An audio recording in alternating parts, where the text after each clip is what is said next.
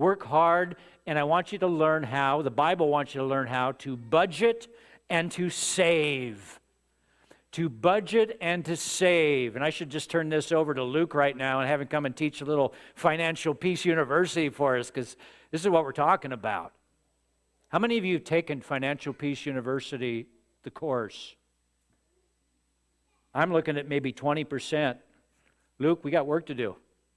We have an opportunity. I want everyone by the end of 2021 to take this course, because it's that good and it's that life-changing. But budget and save. Jesus talked about being able to count the cost. This is what a budget is. Budgeting is not complicated. I could ask Melissa this. You know, what is budgeting? It's keeping track of two things. What are they? What's coming in and what's going out. That's it. You let her balance the checkbook. She's got it. She's got it. Knowing those things will help you to make better financial choices in your life. And you don't say, well, God's just going to have my back. You don't live recklessly and just say, you know, I trust God to take care of me. You know what? Yes, in a disaster, in a catastrophe, when things are out of the ordinary, yes, then we trust God. Let's say something happens to the economy, you know. Well, then we're going to be up a creek, but we'll still have a paddle. That's God, and He's going to get us through. But in normal life, God expects us to be His. Do you remember the word we talked about a few weeks ago when we talked about the parable of the talents? God has made each one of us His stewards. He gives us His property. He says, use this for a while. That's what a steward is. And so budgeting is part of living responsibly. Budgeting and saving.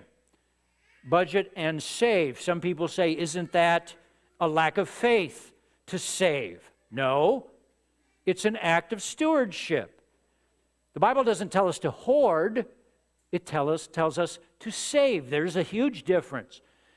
And all over the place we see this. Proverbs 6 is one of my favorite scriptures that talks about saving.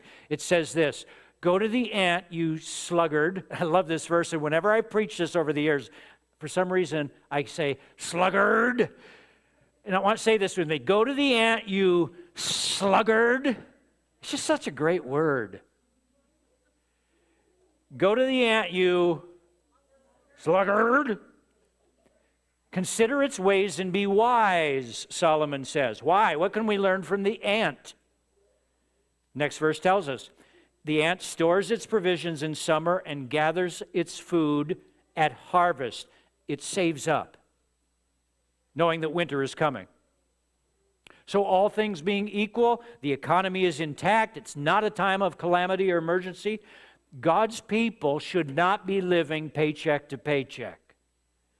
And they certainly shouldn't be using credit cards or any other type of debt to sustain them. We need to stop living the way culture tells us it's okay to live and start aligning our lives with what God so clearly says, and then we'll make our lives so much easier. Where do you begin, you say? Some of you might, this is something you've not put into practice. There's all kinds of plans out there, but I always like to start with a real simple one. The 10-10-80 plan. Have you heard of that one? What do you think the 10-10-80 plan is? 10% to God. Talk about that in a moment. 10% to yourself through savings, and 80% to live on. And the idea here is you make it a habit not to live according to your means. That's not the goal, but to live below your means. Below your means, so that you create margin in your life, like the ant is creating margin by storing up, because you can't grow crops in winter, and then he's ready to face it. So some of us have a little learning to do. We have a little work to do. But this is not rocket science, and these are skills and habits that we can develop and learn. So get started.